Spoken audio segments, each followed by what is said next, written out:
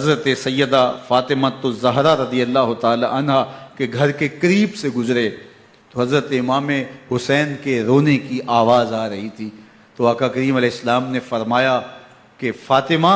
حسین کو چپ کرواؤ، الا تعلمی ان بقاءہ یوزینی، تو جانتی نہیں حسین کا رونا مجھے دکھ دیتا ہے۔ حسین ابن علی کو جی حضور میں حذیفہ ہوں، فرمایا ما حاجتوں کا غفر اللہ لکا ولأمک، کیا کام ہے، اللہ تجھے بھی بخش دے تیری ماں کو بھی بخش دے۔ اب جو کام تھا وہ جنبش لب سے پہلے ہی ہو گیا، یہاں تو لفظوں کا سہارا بھی نہیں لینا پڑتا، وہ بند لبوں کی بولیاں بھی سنتے ہیں۔ اقبال بولا ہے فروغت صبح آثار و دہور، چشم تو بینندائے ما فی الصدور، تیری نظر تو سینوں کے چھپے راز بھی دیکھتی ہے۔